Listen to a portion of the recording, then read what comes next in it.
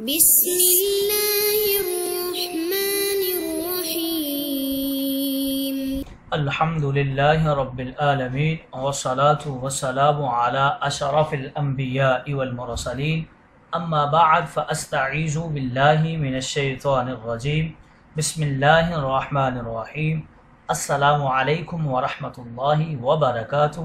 عزیز طلبہ کرام، امید کرتا ہوں احباب خیر سے ہوں گے۔ انشاءاللہ آج ہم مشکات المصابیح کے درس نمبر 45 میں باب قسمت الغنائم والغلول فیہا فصل اول سے احادیث نمبر 3990 سے لے کر 3993 تک پڑھنے کی سعادت حاصل کریں گے، جن میں ان احادیث مقدسہ کا ترجمہ ہوگا اور ساتھ ساتھ احادیث مبارکہ کی تشریح و توضیح کرنے کی سعادت حاصل کریں گے۔ تو آئیے طلبہ کرام بلا تاخیر بڑھتے ہیں اپنے آج کے درس کی طرف۔ بسم اللہ الرحمن الرحیم۔ ابن عمر رضی اللہ تعالی عنہ سے روایت ہے، وعن ابن عمر ان رسول اللہ صلی اللہ علیہ وسلم كان ينفل بعد من يبعث من السرايا لأنفسهم خاصة سوى قسمة عامة الجيش متفق علیہ۔ حضرت ابن عمر کہتے ہیں رسول کریم جن لوگوں کو جہاد کے لیے بھیجتے تھے ان میں سے بعض لوگوں کے لیے عام لشکر والوں کی بنسبت مخصوص طور پر کچھ زیادہ حصہ لگا دیا کرتے تھے۔ یہ بخاری و مسلم کی روایت ہے۔ حضرت ابن عمر سے ہی یہ بھی روایت ہے، وعنہ قال نفلنا رسول اللہ صلی اللہ علیہ وسلم نفلا سوا نصیبنا من الخموس فاصابنی شارف والشارف الحسن الکبیر متفق علیہ۔ حضرت ابن عمر کہتے ہیں ایک مرتبہ رسول کریم صلی اللہ علیہ وسلم نے ہم لوگوں کو خمس کے مال میں سے ہمارے مقررہ حصوں کے علاوہ بھی کچھ زیادہ مرحمت فرمایا، چنانچہ میرے حصے میں ایک شارف آئی، اور شارف اس اونٹنی کو کہتے ہیں جو بوڑھی اور بڑی ہو۔ یہ بخاری و مسلم کی روایت ہے۔ حوصلہ افزائی اور ترغیب کے لیے بعض اچھے مجاہدوں کو کچھ زیادہ دینا جائز ہے، اسی کو نفل اور تنفیل کہتے ہیں۔ اگلی حدیث مقدسہ بھی حضرت ابن عمر رضی اللہ تعالی عنہ سے ہی مروی ہے، وعنہ قال ذهبت فرس له فأخذها العدو فظهر عليهم المسلمون فرد عليه في زمن رسول الله صلى الله عليه وسلم، وفي رواية أباك عبد له فلاحق بالروم فظهر عليهم المسلمون فرد عليه خالد بن الوليد بعد النبی صلی اللہ علیہ وسلم، رواہ البخاری۔ حضرت ابن عمر سے منقول ہے کہ ایک مرتبہ ان کا گھوڑا بھاگ گیا جس کو دشمنوں یعنی کافروں نے پکڑ لیا۔ پھر جب مسلمانوں کو ان دشمنوں پر فتح ہوئی تو ان کے مال غنیمت میں وہ گھوڑا بھی آیا، تو ابن عمر کو ان کا گھوڑا واپس کر دیا گیا اور اس کو مال غنیمت میں شمار نہیں کیا گیا۔ یہ واقعہ رسول کریم کے زمانے کا ہے، اور ایک روایت میں ہے کہ ابن عمر کا غلام بھاگ کر روم پہنچ گیا۔ پھر جب مسلمانوں کو رومیوں پر فتح حاصل ہوئی تو خالد بن ولید نے ابن عمر کو ان کا غلام واپس کر دیا۔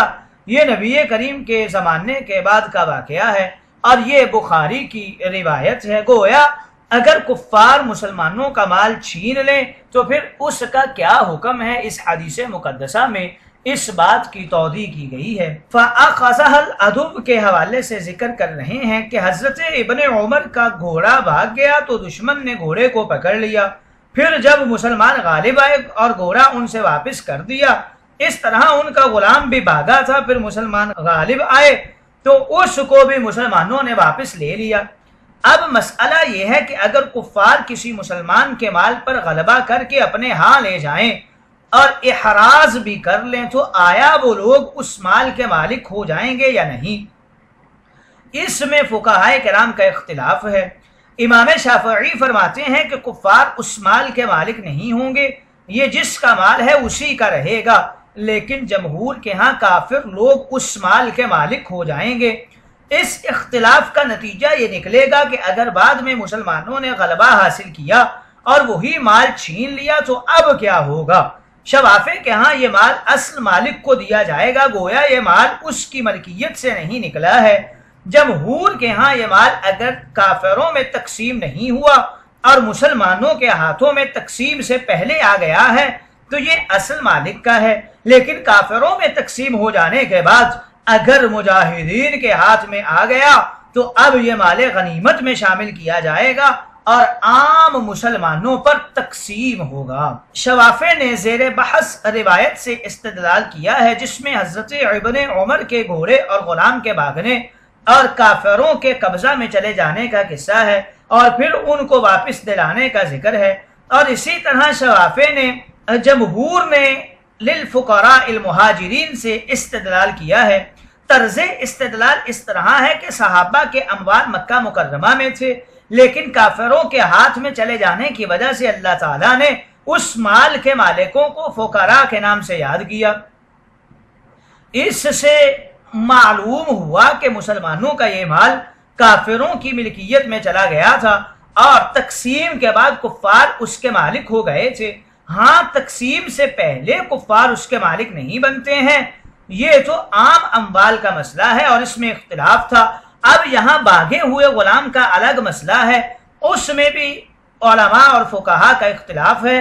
وہ اس طرح کہ اگر غلام مرتد ہو کر بھاگ گیا تو تمام ائمہ کے نزدیک اتفاقاً کافر اس کے مالک ہو جائیں گے، لیکن اگر مسلمان یا ذمی غلام بھاگ جائے اور کافر اس کے مالک ہو جائیں تو امام ابو حنیفہ فرماتے ہیں کہ کفار اس کے مالک نہیں ہو سکتے، مگر جمہور کہتے ہیں کہ مرتد غلام کی طرح مسلمان غلام کے بھی کافر مالک ہو جائیں گے۔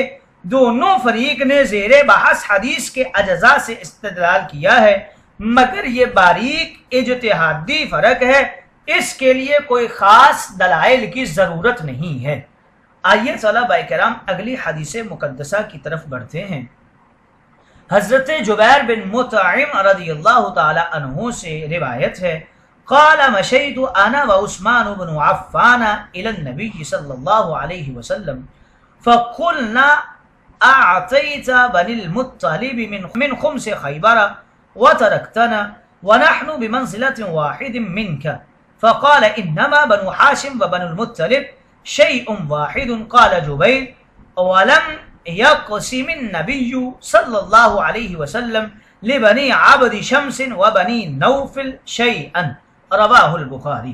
حضرت جبیر ابن مطعم کہتے ہیں میں اور حضرت عثمان بن عفان رضی اللہ تعالی عنہ بارگاہ مصطفیٰ میں حاضر ہوئے اور عرض کی، یا رسول اللہ، آپ نے خیبر کے خمس میں سے بنو مطلب کو حصہ دیا، ہم کو نہیں دیا، حالانکہ آپ کے اعتبار سے ہم سب ایک ہی مرتبہ کے ہیں۔ آپ نے فرمایا میں اس کے علاوہ اور کچھ نہیں جانتا، بنو ہاشم اور بنو مطلب ایک ہیں۔ حضرت جبیر کہتے ہیں کہ نبی کریم نے بنو عبد شمس یعنی حضرت عثمان وغیرہ اور بنو نوفل یعنی حضرت جبیر وغیرہ کو کوئی حصہ نہیں دیا۔ یہ بخاری شریف کی روایت ہے۔ گویا اس حدیث مقدسہ میں خمس کا حکم بیان ہو رہا ہے۔ اس کی توضیح کے اندر شارحین کرام کچھ یوں رقم تراز ہیں۔ من خمس خیبر کے حوالے سے ذکر کرتے ہیں مال غنیمت میں سے 5واں حصہ بیت المال کا ہوتا ہے۔ خمس کا یہ حصہ حضور علیہ الصلوۃ والسلام کے ذوی القربہ اور فقراء وغیرہ میں تقسیم ہوتا تھا۔ خیبر کا مال جب آ گیا تو رسول کریم نے خمس میں سے اپنے ذوی القربہ بنو ہاشم اور بنو مطلب کو دیا، مگر بنو نوفل اور بنی عبد شمس کو کچھ نہیں دیا۔ اس بات کو جاننے کے لیے حضرت عثمان اور حضرت جبیر بن مطعم بارگاہ مصطفیٰ میں حاضر ہوئے اور عرض کیا، یا رسول اللہ، قرابت میں ہم اور بنو مطلب آپ کے لیے برابر ہیں، یہ بات صحیح ہے کہ آپ کا تعلق بنو ہاشم سے ہے، اس فضیلت میں ہم مداخلت نہیں کرتے کہ بنو ہاشم کو کیوں دیا، لیکن بنو مطلب اور ہم قرابت میں آپ کے لیے برابر ہیں، کیونکہ عبد مناف کے 4 بیٹے تھے جن کے نام یہ ہیں ہاشم، مطلب، عبد شمس اور نوفل۔ حضور اکرم ہاشم کی اولاد میں سے تھے۔ حضرت عثمان عبد شمس کی اولاد میں سے تھے، جبیر بن مطعم نوفل کی اولاد میں سے تھے۔ ان حضرات کی شکایت یہ تھی کہ بنو مطلب کو جب خمس میں سے دیا گیا تو ہم کو کیوں چھوڑ دیا، حالانکہ قرابت داری میں کوئی فرق نہیں ہے۔ اس کے جواب میں تاجدار انبیاء نے فرمایا کہ قرابت کا حق صرف بنو ہاشم اور بنو مطلب کو حاصل ہے، اس لیے کہ ان لوگوں نے اسلام اور جاہلیت میں ساتھ رہنے کا مظاہرہ کیا ہے، کیونکہ جب قریش نے بنو ہاشم سے بائیکاٹ کیا تو بنو مطلب نے بنو ہاشم کا ساتھ دیا، اور بنو نوفل اور بنو عبد شمس نے بائیکاٹ کرنے میں کفار کا بھرپور ساتھ دیا تھا، لہٰذا ان کی قرابت ہم سے ختم ہو گئی تو خمس میں ان کا حق نہیں رہا۔ قرآن مقدس میں خمس کے حقدار اللہ تعالی، رسول اللہ، حضور کے قرابت دار، یتیم، مساکین اور مسافروں کو قرار دیا گیا ہے۔ ارشاد ہوا وَاعْلَمُوا أَنَّمَا غَنِمْتُم مِّن شَيْءٍ فَأَنَّ لِلَّهِ خُمُسَهُ وَلِلرَّسُولِ وَلِذِي الْقُرْبَىٰ۔